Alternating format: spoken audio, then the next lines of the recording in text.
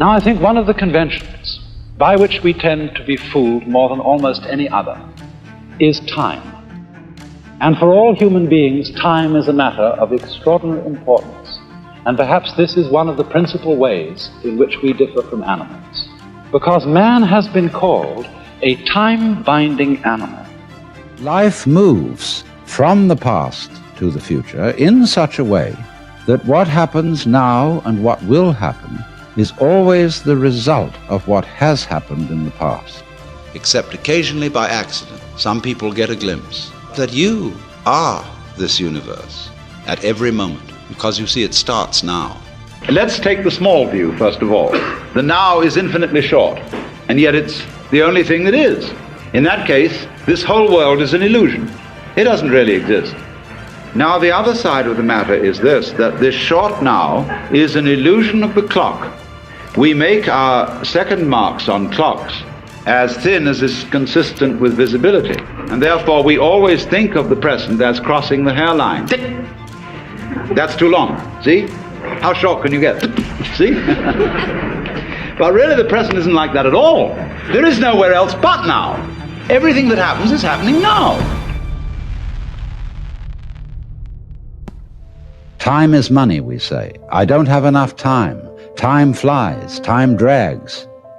And I think we should go into the question of what this is, because in our ordinary common sense, we think of time as a one-way motion from the past, through the present, and on into the future.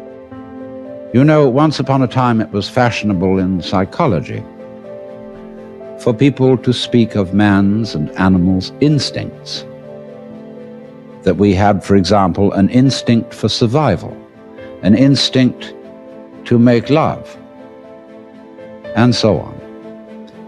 But nowadays that word has become unfashionable, and psychologists tend instead to use the word drives, and to speak of the need for food as a drive, the need for survival or for sex as drives.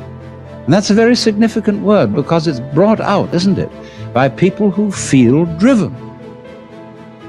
The whole idea of our being driven is connected with the idea of causality, of life moving under the power of the past. When the moment of letting go comes, when we see that every moment of life is now it. In other words, the object of life is no longer seen as something to grasp after in the future. The experience at the basis of Zen can be demonstrated by ordinary everyday life. The art of washing dishes is that you only have to wash one at a time. If you're doing it day after day, you have in your mind's eye an enormous stack of filthy dishes which you have washed up in years past, and an enormous stack of filthy dishes which you will wash up in years future. But if you bring in your mind to the state of reality, which is, as I've pointed out to you, only now, this is where we are. There is only now. You only have to wash one dish. It's the only dish you'll ever have to wash, this one. Because in reality, there is no past and there is no future. There is just now. So you wash this one. And instead of thinking, have I got it really clean, as my mother taught me with an angry voice, that I had to get every little scrap off it, and she got, ah! Instead, you turn the cleaning movement into a dance. Like this. And you dig that. And you swing that plate around, and you let the rinsing water go over it, and you put it off in the rack. Crazy. See? Take the next one. And you get this rhythm going. See? And you're not under compulsion all the time. That is to say, a creature who is vividly aware of the fact that his life moves, as it were, along a line from the past through the present and into the future. Animals apparently live pretty much moment by moment. we actually spend most of our time and a great deal of our emotional energy living in time which is not here, living in an elsewhere which is not concretely real. So much so that although we may be quite comfortable and happy in our present circumstances, if there is not a guarantee, not a promise, of a good time coming tomorrow and tomorrow and tomorrow and tomorrow, we are at once unhappy, even in the midst of pleasure and affluence. And so we develop a kind of chronic anxiety about time. We want to be sure more and more, because of our sensitivity to the feeling of time, we want to be sure more and more that our future is assured. And for this reason, the future becomes of more importance to most human beings than the present. My goodness, don't you remember when you went first to school? You went to kindergarten. And in kindergarten, the idea was to push along so that you could get into first grade, and then push along so that you could get into second grade, third grade, and so on, going up and up. And then you went to high school, and this was a great transition in life.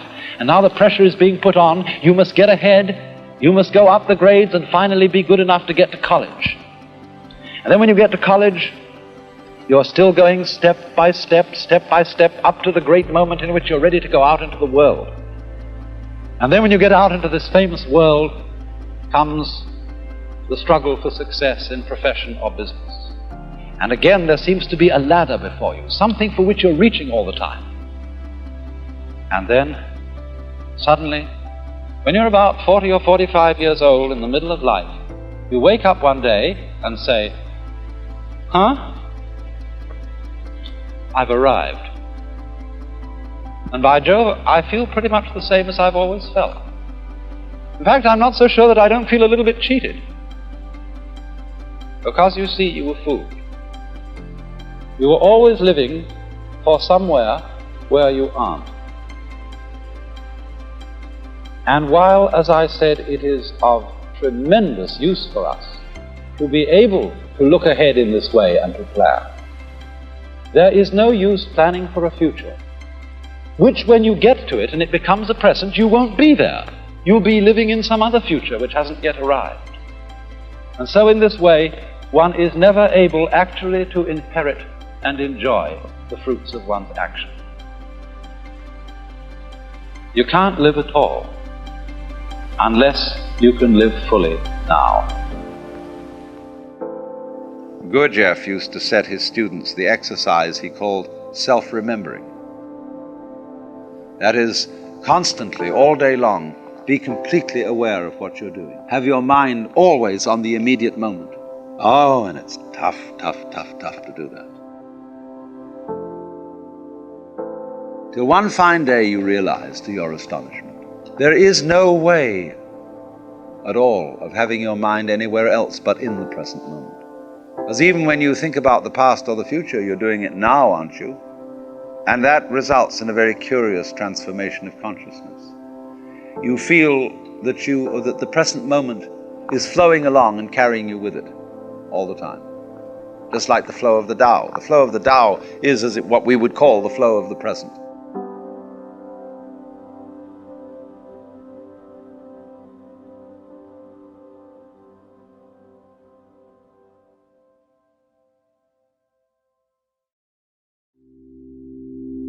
Chris Cornell tragically passed away at age 52 on May 18, 2017.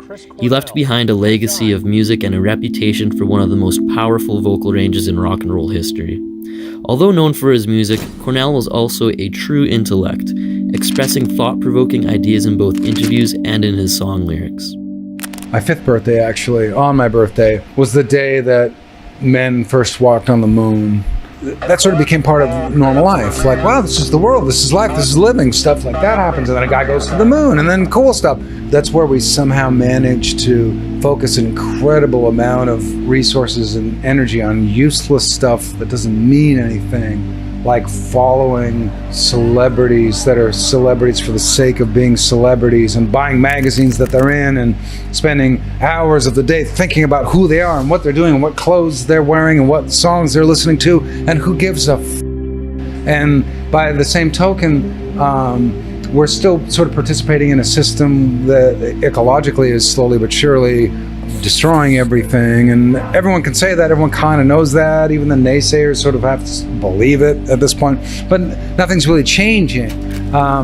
And that's all, that's just kind of a strange thing to me. I see sort of the simple truth in a baby, in simple things, because they're taking them simply and they're finding like a universe in something that's very small, that's very simple, that we all take for granted.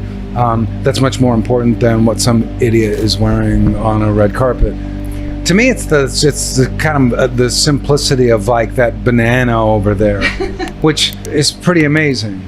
And that sounds like a stupid thing to say, but it's true. It's pretty amazing how it got here. And what always occurs to me is children, having children, watching them grow up, seeing them as babies, taking this almost kind of smug, sort of superior attitude that the adults take around children as though they're smarter, while observing at the same time all of the areas where children are actually much smarter than adults, and the big smart adults not really seeing it.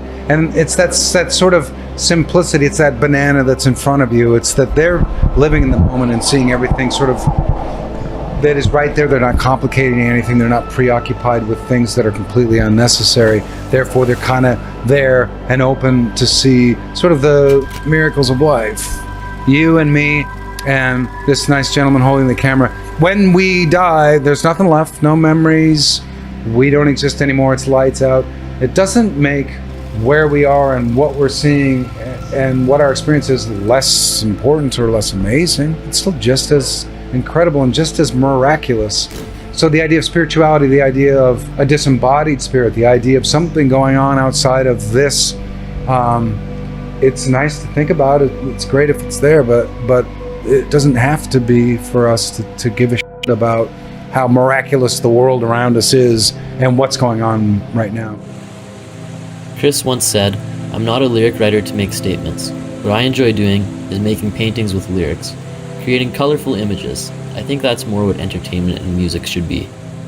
This quote is a great representation of many Chris Cornell lyrics. One song that paints a vivid picture for me is Like a Stone by Audioslave.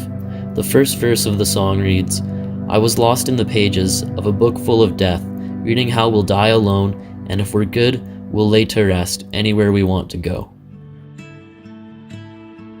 Through the history of, like, at least recorded history of human beings, billions of people have been born and died, and there have been geniuses that have lived from every culture and every part of the world, and not one time has anyone been able to come up with any kind of substantial proof about what happens to us after our bodies die. That's kind of an incredible thing to me. It's kind of like, you would think, it brings a pessimist out of me, which says, if no one's been able to come up with any real concrete scientific evidence that there is life after death or whatever that might be, then it's pretty conclusive that there probably isn't. And then there's another side of me that just intrinsically doesn't believe that is possible, that we're sort of people with neurons firing, and when our heart stops, that's it. So I suppose in terms of it being thought-provoking and interesting, that it can be inspiring in terms of writing lyrics, and it's a very mysterious thing. Despite his incredibly successful career, Chris stuck true to his roots and found much more fulfillment in writing music than he did in material items. I'm not much of a materialist, and I learned that kind of from, you're in a band, you're making music all the time, writing songs. I spend all my energy doing that, and then my band had some success. Suddenly there's money, and there's I started seeing like a lot of friends of mine get really distracted by money, because they'd start going and doing things that they maybe had always been interested in, that being a musician suddenly afforded them to be able to do. And for me, I didn't have any of those things. I just wanted to just keep making music. So it's like, it didn't really, I sort of realized I was a non-materialist, and that stuff didn't really matter that much to me, and that nothing really kind of beat that feeling of writing a song. Cornell's final album, Higher Truth, had a bit more of a philosophical approach to it. it seems to have a consistent theme of mankind's pursuit of meaning. One human can kind of create a song or whatever it is, a poem, a painting, whatever, that stirs something in them, and someone else essentially will be stirred by it too. Not by my story, but sort of it's somehow evoking images or feelings in them and allowing them to kind of feel something in their story. And if you can't do that, then I think you're screwed. What I think is important for anybody is to be able to communicate, and get their feelings across. And so if you're a songwriter, for example, that's one way that you're doing it. And to know that you are communicating is very satisfying, because you never know. I've been in that position before where I felt like a song was working in a way that I thought would be easily communicated, and then after a while I realized that it didn't really work that way. It wasn't doing that, and then wondering why. Where did I go wrong here? And that's the part, I guess, that's challenging about music. Rest in peace, Chris. You and your music will be remembered forever. John Frusciante was born March 5th, 1970 in New York City. He's most famously known for playing lead guitar for the Red Hot Chili Peppers. He also has 11 solo albums resulting from his time away from the band. He's had an outstanding musical career with top-charting success and multiple Grammy wins. Despite his success, he doesn't take credit for his talent. Instead, he insists that nature expresses itself through his music. And in this interview, he asks the questions that more of us need to be asking. What don't you believe? And what do you believe? I think the force that created us is expressing itself through our existence. I don't believe that a musical idea starts in your brain. I believe it starts at a place before that we don't have any direct contact with. And I believe that everything that we do, everything that we create, is nature expressing itself the same way that when a flower grows out of the ground or a tree grows out of the ground, it's nature expressing itself. And you might say that the tree is expressing itself by the way its branches move out, but it's the force that drives nature. The tree is the visible thing that appears to our senses, but I don't at all believe it's the source of why everything is perpetuated all the time, And music it's an ineffable thing that I don't think words can really do any good to give us any true understanding of. We are able to make contact with that creative force of the universe, or the source, or God, or whatever you want to call it. We're able to sort of connect with the intelligence of this by learning a musical language, learning a musical instrument, learning how to identify a sound and a feeling, and to be able to learn how to gradually express that feeling through an instrument. The idea of somebody considering themselves responsible for a piece of music is ridiculous. We're only acting into the laws of nature that have given us the possibilities that we're exploring with the intelligence that we've been given. Something like the frequency spectrum from low to high. That's here whether we're here or not. It exists as part of the structure of physical reality, and our brains are learning to interact with it through learning an instrument, or through using our voice in a certain way. But the possibilities are presented in this kind of invisible, silent way. They're just there, The laws of acoustics are what they are. The frequency spectrum is what it is. The 12-note to the octave scale was just something waiting to be discovered, but which was already a mathematical possibility. It's that way with any piece of music. I think it's been the big lie that's been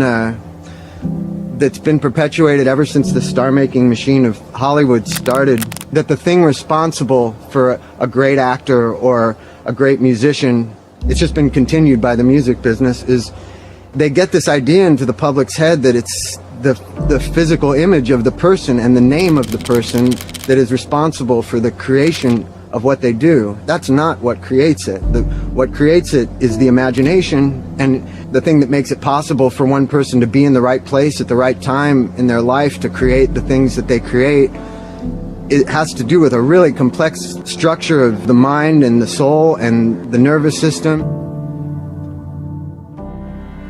all these unknown things that are taking place in the subconscious, which can be just as much structured by terrible things as it can by good. You know, a person could be nothing but abused and put down their whole life, and for whatever reason, their will to live, their love for music, their feeling for music, and all the fucked up things that have happened to them all combined to make perfection, you know? I mean, just for example, somebody like Jimi Hendrix having a really difficult life growing up, nevertheless, that was exactly what made him the person who was capable of doing the beautiful, perfect music that he did.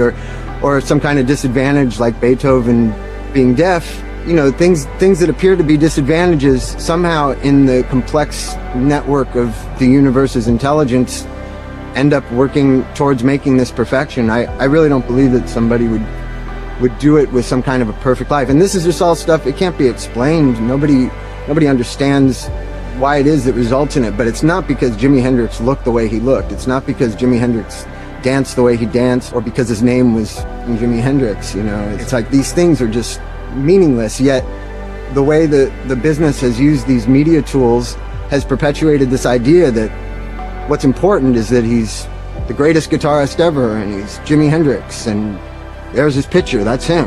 And it's like the only real picture of him is his music, you know. The only thing that we should be like putting up on a pedestal is the works of somebody's imagination, and the imagination itself should be catered to by the people whose responsibility it is to take somebody's music from them to an audience, you know. It's the real star of the whole thing. I don't believe that the human being is the star, and I don't believe their name is the star. I think it's their imagination that's the star, and just because it's something you can't package, just because it's something you can't take a picture of, just because it's something you can't measure by it's #1, or it's sold this amount, or this many people love it, or this many people come to see it, there's no way to quantify the imagination, and there's no way to sell it directly.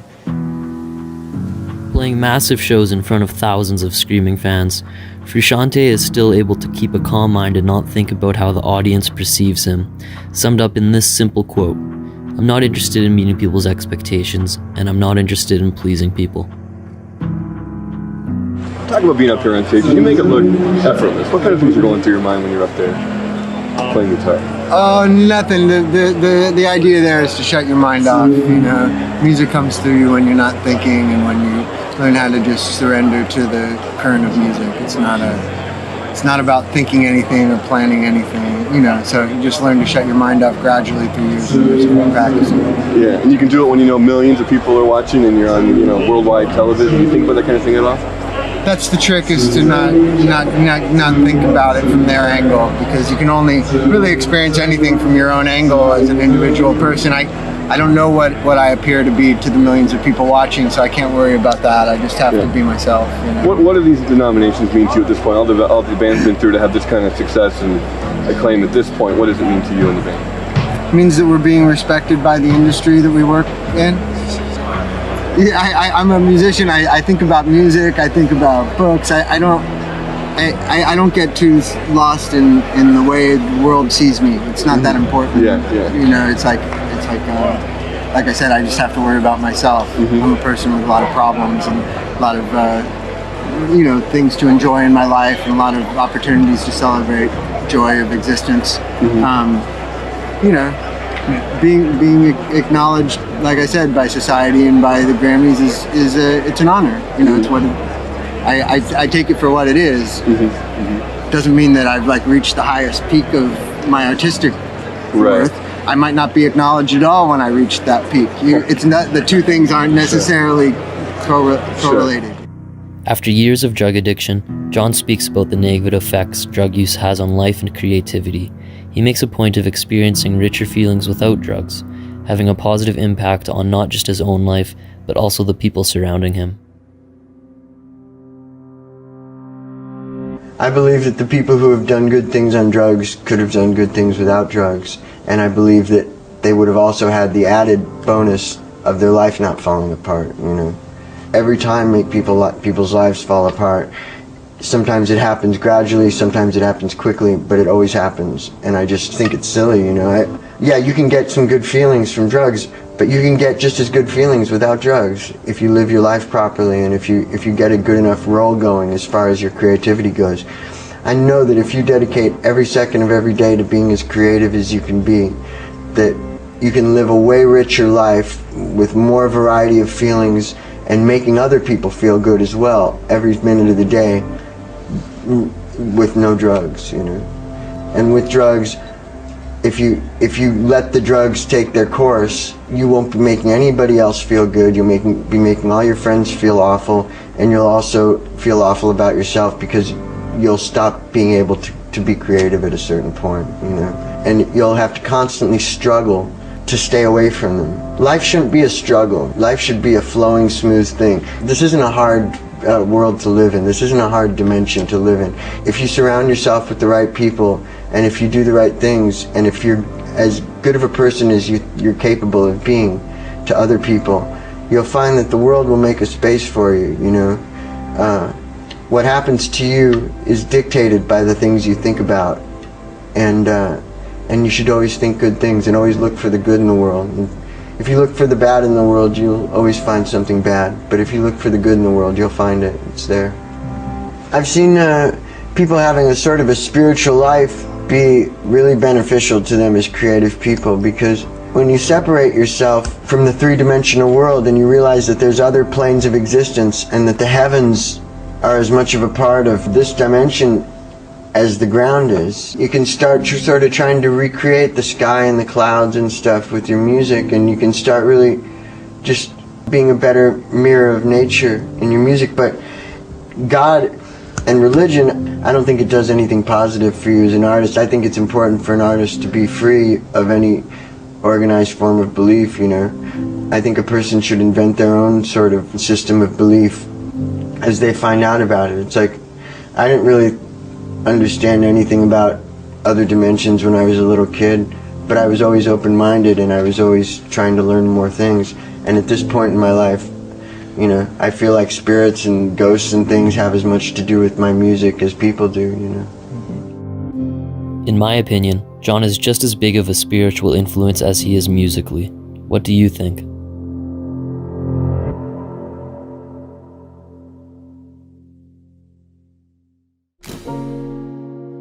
Most earthlings try very hard to be recognized for what they do, but when they become stars, sir, they realize they're recognized wherever they go.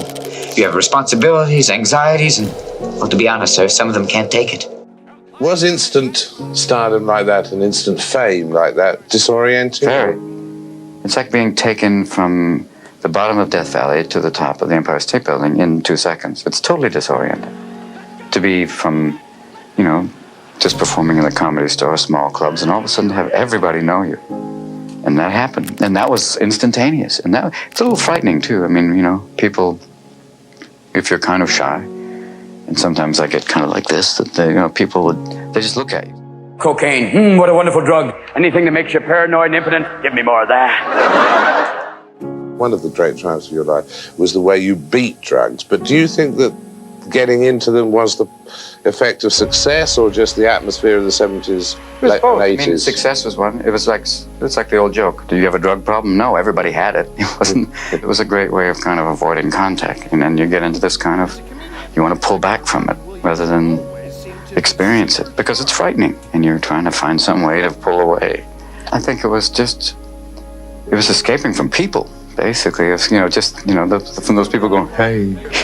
When you're a celebrity, everybody wants a piece of you, sir. Unless you can say no, there'll be no pieces left for yourself. Sometimes it was the fear of failure. It was that thing of, you know, if you didn't notice, you wouldn't, because it was coming so fast, it was that fear of when's it going to go?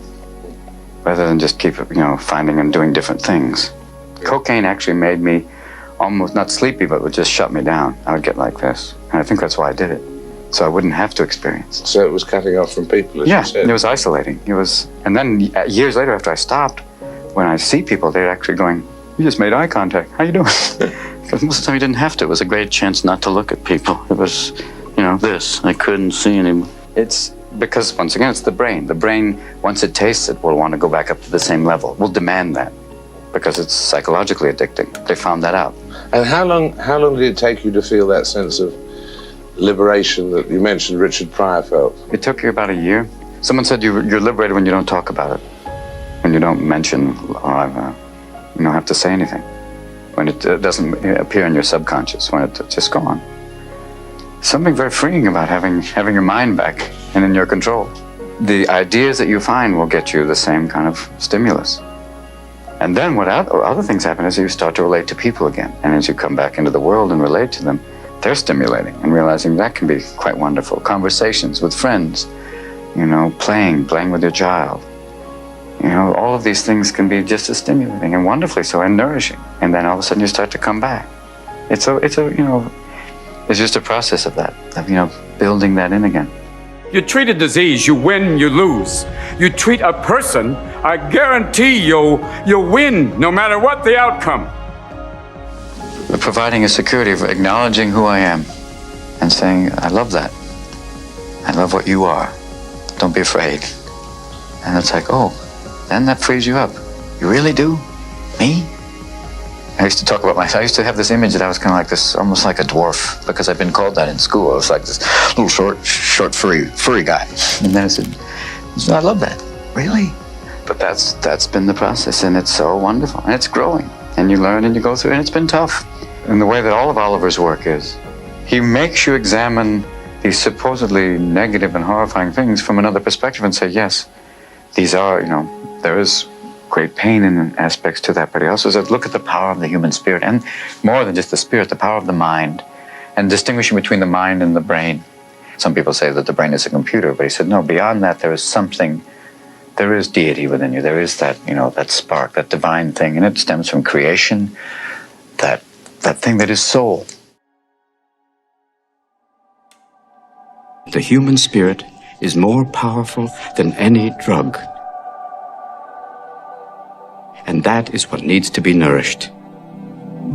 And that's what I was fascinated by with Oliver's writing and with Awakenings. That which can shine through something that which seems apparently dead, but yet the human mind and spirit shines through that. And you saw it in the tapes when he showed me the tapes of some of the patients. And they would be like this, and he'd say, watch. And all of a sudden, they would come back. And you can see they were there, and then they would go out again. And it would be in that moment you knew. And he said he was only going on that faith that they were there. Well, I was going to say, did meeting those people over such a sustained period of time, concentrated period of time, I mean, did it make you feel that life is incredibly unfair, or did you feel that maybe it's fair because they have some compensating thing that we don't?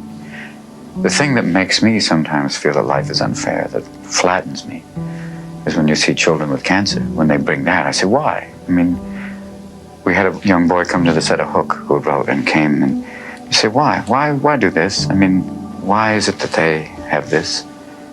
I mean, that sometimes, the one time I go, oh, if it's benevolent and all this, why are they? But yet, then after a while you talk to them, and even then they have such a will and a power that anytime you start to think of my life and go, look at this child. This one little boy was 8, shaved head from chemotherapy, but had such a strength and a power and such a joy that he was just like, it was beyond intoxicating, that he basically had this will and this spirit and this love and was not bitter and was not angry. He was still a child, and he still would take me to meet the other kids and say, look, hey, this is my friend, that's Tommy. He's on a machine, but he's okay, and he's fine. He likes Legos. And he wasn't like this, and obviously there were times when it's horribly painful. Does religion matter to you much? Oh, deeply. I mean, it comes from years ago when I used to treat it more in kind of that cosmic sense, like Einstein said. When you look around and you see all of it, you have to realize there's some, method behind it all. And truly your sense of awe and your sense of wonder, and then you begin to approach that. And then from the painful issues, what we've just talked about, can you be angry at that, or do you kind of start to go beyond and look at it all and realize not to be bitter, not to be angry, but to still keep trying and not give up on people? Don't give up on me. I won't. What infuriates me sometimes here is the lack of, sometimes just the sheer lack of funding. When the truth is we're broke, so you can't even get furious about that. But how can you deny when there's, hundreds of thousands of people who have AIDS and are dying of it, and just turn your head on them?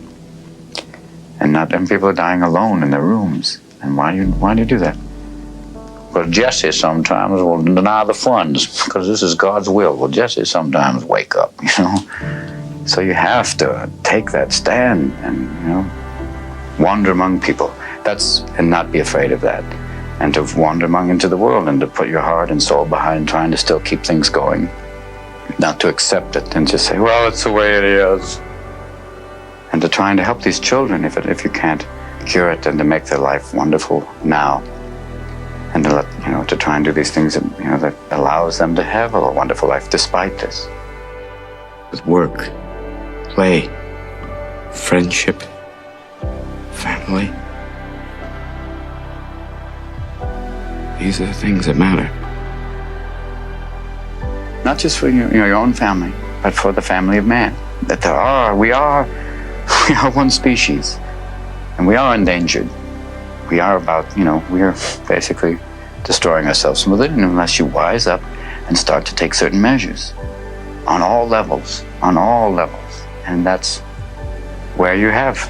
And it's what this 3.5 pound gland that we have, the one cure lies within the same thing that is causing a lot of the pain, is this. Well, why if we've got those brains, why are we destroying ourselves because why are we so self-destructive?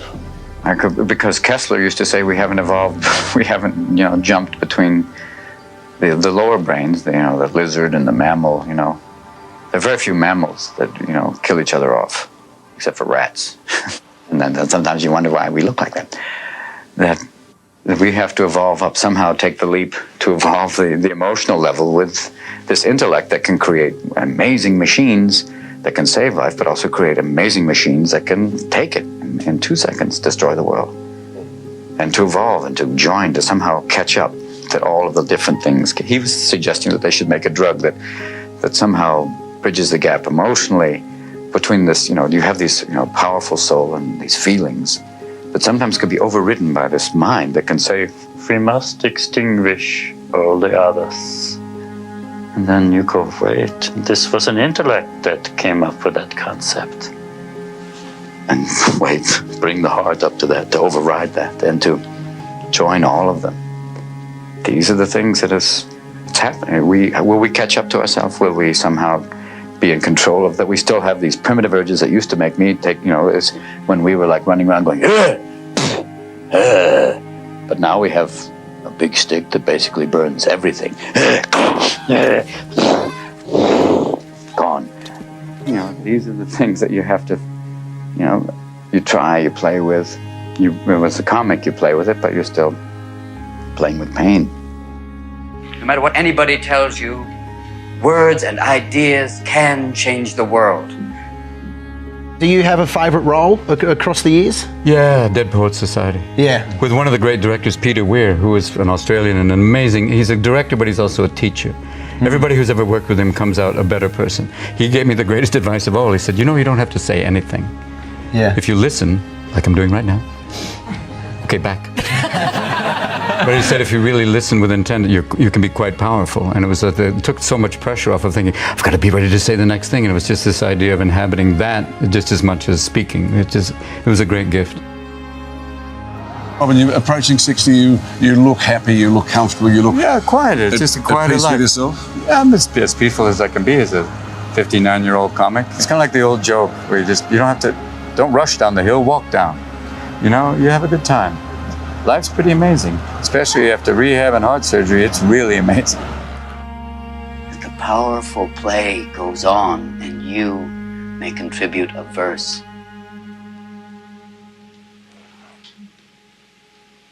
What will your verse be?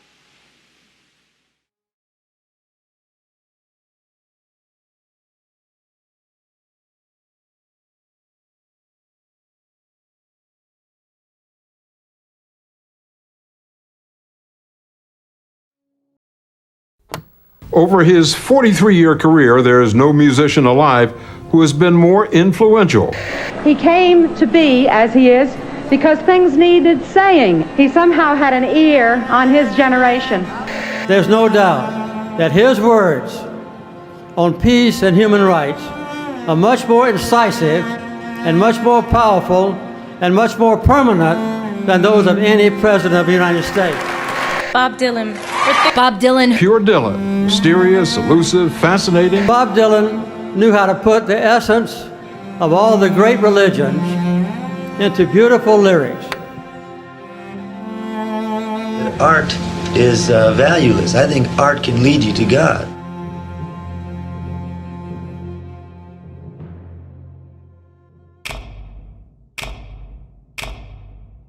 I mean, if it's not doing that, what's it doing? It's leading you the other way. It's not certainly leaving you nowhere. It's bringing you somewhere. It's either bringing you that way or this way. Well, if it expresses truth and beauty, then it's leading you to God. Yeah. If it's expressing truth, I say it's leading you to God, and beauty also. I always thought those are the only two absolutes that there were. Well, beauty can be very, very deceiving. And it's not always of God. Would you elaborate on that a bit? Well, beauty appeals to our eyes. The beauty of a sunset? Now that's a very special kind of beauty. Well, how about the beauty of the natural world? Like the flowers and... Yes, and the beasts. And the rain. And the rain, you know? All that is beautiful. That's God-given. I've spent a lot of time dealing with the man-made beauty. So that sometimes the beauty of God's world has evaded me. Henry Miller said that the role of an artist is to inoculate the world with disillusionment. Yeah. No, I don't consciously try to inoculate anybody. I just have to hope this music that I've always played is a healing kind of music. Thing that comes up. A lot of people had sort of, it seems, expected you to stay poor and on the streets and, not to, almost as if they didn't want you to live in a nice place or didn't want you to experience that. You had a line where you said it's not necessarily bad for an artist to have a nice place to live in or nice surroundings. Well, you make of it what you make of it. Nothing's forever. Everything's temporary. You don't leave any nice place behind, or you just have to. You have to have some kind of a focus on what you need and what people force you to need. If the common perception of me out there in the public was that I was either a drunk or I was a sicko or a Zionist or a Buddhist or a Catholic or a Mormon, all of this was better than Archbishop and Anarchy. The spokesman for the generation. Yeah. Opposed to everything. Mm-hmm. I know that, and I accept, you don't see yourself as the voice of that generation. But some of your songs did stop people cold. And they saw them as anthems, and they saw them as protest songs. It was important in their lives. It sparked a movement. Words have their own meaning. They have different meanings, and words change their meaning. Words that were meant something 10 years ago don't mean that now. They mean something else. And he said this about the life of an artist. An artist has got to be careful never really to arrive at a place where he thinks he's at somewhere. You always have to realize that you're constantly in a state of becoming, and as long as you can stay in that realm, you'll sort of be all right. It was like being in an Edgar Allan Poe story. And you're just not that person everybody thinks you are, although they call you that all the time. Bob Dylan. Did your parents approve of you being a singer-songwriter, going to New York? No, they wouldn't have wanted that for me, but my parents never went anywhere. My father probably thought the capital of the world was wherever he was at the time. What made you different? What pushed you out of there? Well, I listened to the radio a lot. I hung out in record stores and I slam-banged around on a guitar and played the piano and learned songs from a world which didn't exist around me. There's a song on your new album that's called Trust Yourself that some people have interpreted as essentially a message to people who've made a kind of myth out of you. Is that an accurate interpretation of that? A myth? Yeah, I mean, that it's a message to people to trust their own instincts and not to not to follow, not to put so much stock in. That's pretty accurate, yeah. When you say you have very little belief in yourself, in what sense? I mean, is it you're just... Well, you can only do so much, you know. Who knows what's lurking behind the corner. Yeah, at any time they come up. So we can have these big plans and dreams, but there's no guarantee that any of it is going to come off unless we're allowed the time, and we're allowed to have it come off. Yeah. When you say big plans and dreams, do you at least have those? No, not really. I just go from day to day, and just keep at it.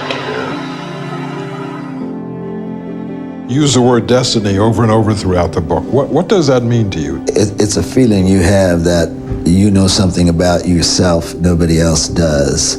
The picture you have in your mind of what you're about will come true. That's kind of a thing you kind of have to keep to your own self because it's a fragile feeling and you put it out there or somebody will kill it. So it's best to keep that all inside. What makes you happiest in your music? Or does it make you happy? The music, I mean, is that... Yeah, that's all I do. You know, I don't know how to do anything else. But does it make you happy? I mean, is that the way to... Oh yeah, it always does. It always has. I expect it always will. Is there anything about life outside of that makes you happy? That you respond? Oh no, I love living every moment. You know, everything makes me happy. I mean, I don't know. Certain things make me happier than other things, but I don't get too down about anything. Is there any? I mean, do you have an idealized picture of the kind of the way you'd like things to be? Well, I don't really think about those things. I just think about what is, you know, and have to deal with that the best way, and I know how to deal with it. And how do you deal with it? Well, I just deal with it the way I do. I guess I would do that in any place I was. It was most peculiar. Out of nowhere, he suddenly said, religion is over. And it lies in the arts, that the information and spiritual life will be in the vessel of the visual and the musical arts. I think it's terribly dangerous for an artist to fulfill other people's expectations. I think they generally produce their worst work when they do that. Maybe we have to exist and live on the idea that we have one day at a time. If we could do that, we may be serving some great thing. I think the potential of what the internet is going to do to society, both good and bad, is unimaginable. David Bowie is known as one of the most influential musicians of the 20th century, leaving a phenomenal impact on popular music throughout his life. Although there is more to this man than meets the eye. There's an intellectual and spiritual side to him that often gets overlooked when it comes to his reputation. Although I believe this is one of the major reasons for his success, as well as his unique artistic approach to never play to the gallery. Never play to the gallery. I think, but you never learn that until much later on, I think.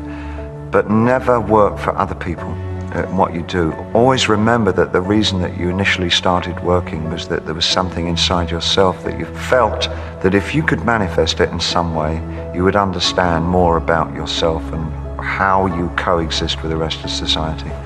I think it's terribly dangerous for an artist to fulfill other people's expectations. I think they generally produce their worst work when they do that. But I've gotten used to the fact that you just can't please all the people all the time. And I've got no great desire to be loved in a major way by faceless, anonymous crowds. It's not part of something that I want. And the other thing I would say is that if you feel safe in the area that you're working in, you're not working in the right area. Always go a little further into the water than you feel you're capable of being in. Go a little bit out of your depth. And when you don't feel that your feet are quite touching the bottom, you're just about in the right place to do something exciting. Another intriguing view David shares is the idea of artistic views being some kind of a dysfunctionality. Rather than living a steady and sustainable lifestyle, being an artist is to take a step into the unknown, eliminating the stereotypical rules of society. I've often wondered if actually being an artist in any way, any nature, is a kind of a sign of a certain kind of dysfunction, a social dysfunctionalism anyway. It's an extraordinary thing to want to do, to express yourself in such rarefied terms. I think it's a loony kind of thing to want to do. I think the saner and rational approach to life is to survive steadfastly and create a protective home and create a warm, loving environment for one's family and get food for them. That's about it. That's actually all. Anything else is extra. All culture is extra. Culture is, that's, I guess it's a freebie. It's something that we only need to eat. We don't need particular color plates or particular height chairs or anything. I mean, anything will do, but we insist on making 1,000 different kinds of chairs and 15 different kinds of plates. It's unnecessary, and it's a sign of the irrational part of man, I think. One of the David Bowie quotes that I find most fascinating is, "Religion is for people who fear hell. Spirituality is for people who have been there." This seems to be a reflection of his spiritual knowledge, as well as the studies he did on Buddhism early on. When I was about 18, I studied Tibetan Buddhism for about 2 or 3 years, and I had a teacher, Chimi Yangdang Rinpoche, who had just come over from Tibet and led his own followers over. The majority of them, sadly, were shot by the Chinese as they made their exit from Tibet down into India. He started off, I think, something like 2,000 followers, and ended up with 50 or 60, because the helicopters would come out there and shoot them off. But he fortunately came through, and he really sort of tried to guide me into some kind of informed opinion about Buddhism. I wouldn't say that I was a very good Buddhist. Actually, he eventually told me to exert myself in music and not run off and get my hair cut off and become a lama. But the one thing that he left me with was a sense of transience and change, which actually became fundamentals to my life, my approach to it, and not holding on to anything, not considering that there is anything that will last through one's entire eternal life, living or dead. And it makes letting go very easy, material things or physical things. And looking for the source of one's own being becomes much more important. And I guess that's been sort of my own personal journey, is trying to sort out where my spiritual bounty lies, where my thread to a universal order lies. And that can become a life search. And I think that's, as a writer, probably what I involve myself in more than anything else. It was a Zen teacher at a temple that I like a lot in Kyoto. It was most peculiar. Out of nowhere, he suddenly said, "Religion is over, and it lies in the arts, that the information in spiritual life will be in the vessel of the visual and the musical arts." So I thought it was quite a stunning comment from this 70-year-old Zen master. I can't remember who the philosopher was, but in the early part of the century, he said that we have to kill God to reinvent him. And I think that is very much playing itself out in the later part of this century. I think we have to find the focus of where our religious strength lies in an entirely different area from the archaic and almost medieval forms that we're sort of expected to supplant ourselves to. Yeah. Is a term that the Gnostics use, which is called the God beyond God. And I think that there's a sense of one's trying to find some merit in the chaos that we perceive as our existence. And for someone like myself who comes from Judeo-Christian upbringing, there's something that pulls with the idea of having a God who's a judge and a father and arbiter of morals and whatever. It just doesn't, it seems too symbolic, it's too easy. And I think that the idea that the early Gnostics had, which is that there is in fact the depth of the God beyond the God. There's something beyond that which one can't call a singular entity. It's something that just pervades everything. And I still think that that's probably one of the major searches that I've probably made in my life.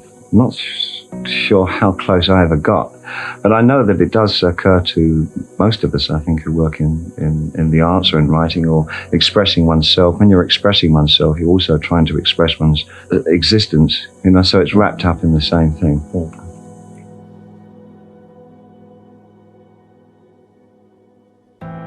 Bowie's philosophical knowledge adds up to a fascinating interpretation of the 20th century, as well as a unique perspective on the purpose of life. The late 19th century, there was people were so aggrandized with their own sense of science and the aftermath of the Enlightenment and how man himself could improve the world. Then, of course, it led to things like Nietzsche saying God is dead, and it led to Einstein's discovery that time and space aren't what we thought they were, and Freud an understanding of another kind of human inside the human. All these things culminated in the idea that everything we'd known before was wrong. Everything. So we start out the 20th century with this clean slate. We are now the gods. And the greatest thing that we could do as God during that century was create the bomb. That was what we were good at doing. And I think that in itself, in the 50s and 60s, the repercussions of what we had done by standing in for this idea of morality, ourselves, creating it all ourselves, so destroyed our fix on what we should be doing in life that we're still living through that chaos right now. We have no spiritual lives to speak of. There's quasi-new religions, but there is no direct sense of what our purpose is anymore. Now, that may be a good thing, because it may show itself to be that we in fact don't have a purpose. Are we big enough and mature enough to exist like that? Are we mature enough to accept that there's no plan, there's no going somewhere, there's no gift of immortality at the end of this if we evolve? If we evolve far enough, we may never have to die. I mean, that seems to be the reach from the past. Well, maybe we can't live like that. Maybe we have to exist and live on the idea that we have one day at a time to live. And can we do that? Because if we could do that, we may be serving some great thing. In 1999, David made a highly accurate prediction of the internet's impact on society and popular culture, both in a positive and a negative way. Up until at least the mid-70s, really felt that we were still living under in the guise of a single and absolute created society where there were known truths and known lies, and there was no kind of duplicity or pluralism about the things that we believed in. That started to break down rapidly in the 70s, and the idea of a duality in the way that we live. There are always 2, 3, 4, 5 sides to every question. That the singularity disappeared. And that, I believe, has produced such a medium as the internet, which absolutely establishes and shows us that we are living in total fragmentation. You don't think that some of the claims being made for it are hugely exaggerated? I mean, when the telephone was invented, people made amazing claims. I know, the president, for example. The president at the time, when it was first invented, he was outrageous. He said he foresaw the day in the future when every town in America would have a telephone. Now how dare he claim like that? Absolute bullshit. No, you see, I don't agree. I think the internet, I don't think we've even seen the tip of the iceberg. I think the potential of what the internet is going to do to society, both good and bad, is unimaginable. I think we're actually on the cusp of something exhilarating and terrifying. It's just a tool, though, isn't it? No, it's not. No, it's an alien life form. But it's simply a different delivery system there. You're arguing about something more profound. Oh yeah, I'm talking about the actual context, and the state of content is going to be so different to anything that we can really envisage at the moment, where the interplay between the user and the provider will be so in simpatico, it's going to crush our ideas of what mediums are all about. But it's happening in every form. It's happening in visual art. The breakthroughs at the early part of the century with people like Duchamp, who were so prescient in what they were doing and putting down. The idea that the piece of work is not finished until the audience come to it and add their own interpretation, and what the piece of art is about is the grey space in the middle. That grey space in the middle is what the 21st century is going to be about. Rest in peace, David. Your music and intellect will remain far after your passing.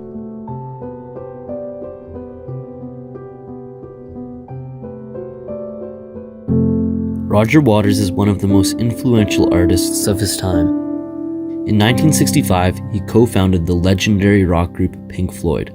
Since then, not only has he written some of the most progressive rock and roll music of all time, but he's been one of the most active celebrities when it comes to advocating human rights.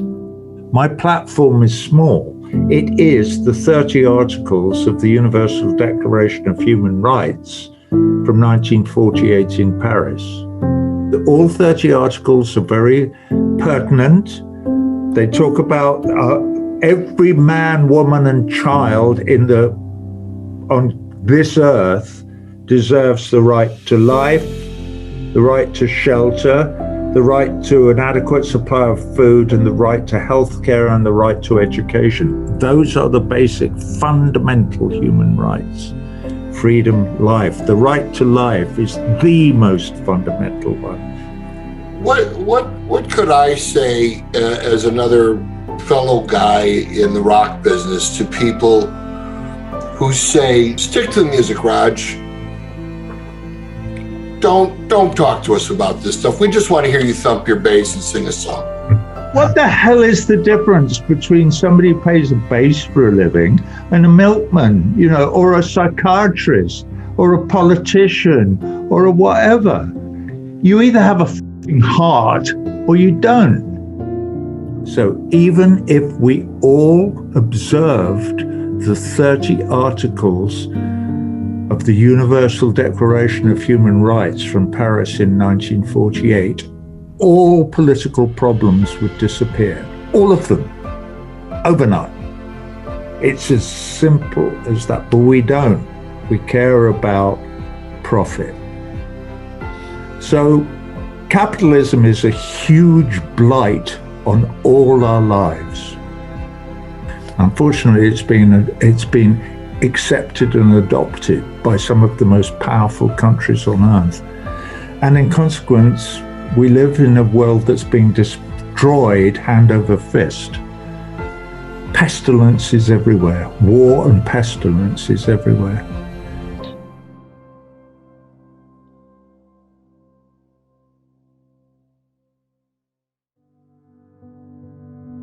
Is it too late? Maybe it's too late, but maybe it isn't. Maybe if we act collectively.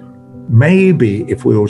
So that's what I would say to these pricks who would say to me, well, you just play your bass, play the music. Fuck you.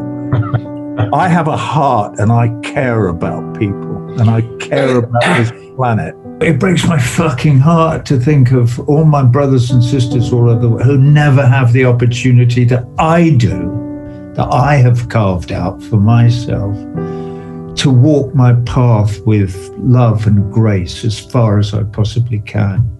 It's what a wonderful, wonderful, amazing, amazing world it is. And when you take a child and you sit them down with a praying mantis and go, look at that, now just watch it for a minute. And just go, wow, isn't that incredible? Look at the way things work. It really is quite, and children are open to that. But you can destroy them so quick because they're vulnerable. The world is divided into masters and slaves. There's about 8 masters and like 350 million slaves. And most of the slaves never get a chance. They never get a quiet few seconds to sit and go, whoa, hold on a minute. What do I want? What do I want? What do I want? They're like bombs are going off, and so they dive into the Mediterranean and drown because there's no recourse for them. They can't do anything else. We know why the bombs are going off, because rich are trying to steal everything that's under the ground. That's all. It's really, really, really simple. But they also control the media. They control all the mainstream media. They control all the TV. They control all the newspapers. They control, and yet we don't rise up as a mass of people and go, do you think we're stupid? Because we know the answer. Yeah, they do. Yeah. And they're f***ing right. We are. Yeah. Sadly. And we're incredibly badly educated. If you've ever seen a Roger Waters concert, you know how much work goes into the production of the show, and how powerful of a message Roger brings to his audience. It takes an army to put together this kind of a show. As busy as Roger is, he makes an effort to have a relationship with every single person that's part of his crew.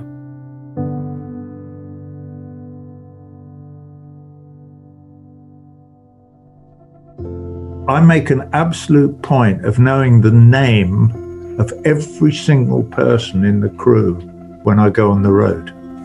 So the last, us and them, when we were traveling all around, there's 185 people. Well, that's an actual effort, obviously. Not with the 60 or so that I know, because I've known them for fucking ever and they're first name service. But I actually have Polaroid pictures and I sit and learn them so that when I'm walking around, I can go, hey, Bob, how are you? How are you? Is everything all right? Or what? And they go, fucking hell, he knows my name, you know. And yeah, I do, because I think it's really important. And I love the feeling of being out on the road with those people, with my crew, is quite, is a great feeling. And knowing that everybody knows that you value them. And I do value them. These are amazing people. I mean, hard-working. You know, it's amazing the work people have to do on a rock and roll show. At 78 years old, he's still touring to this day. Roger has a sense of pride in his ability to continue his musical career, but his main focus is not on selling the most records. He believes that the reward is in the work.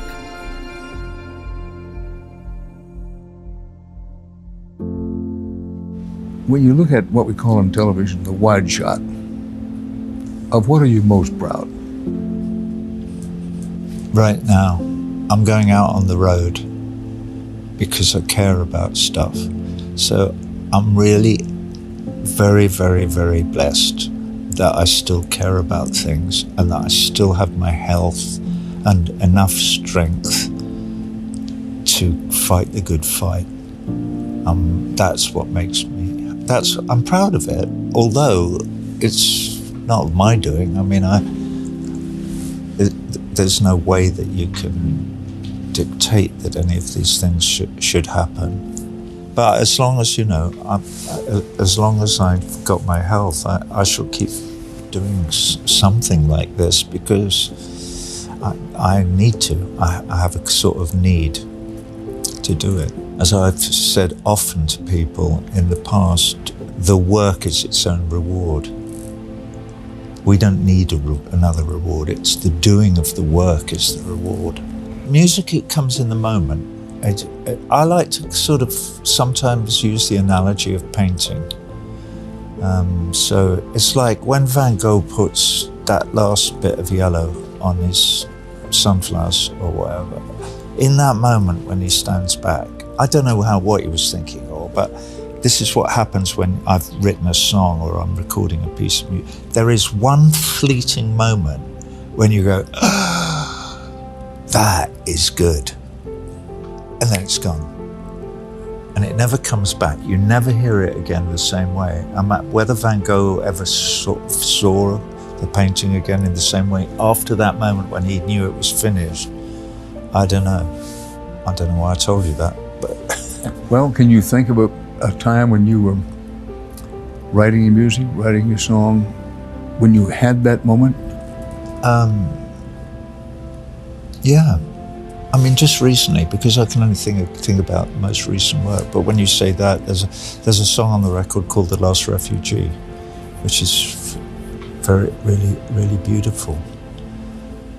And it's got these lines at the end, but it's really the music. But it talks about, you'll find my child down by the shore, digging around for a chain or a bone. searching the sand for a relic washed up by the sea, the last refugee.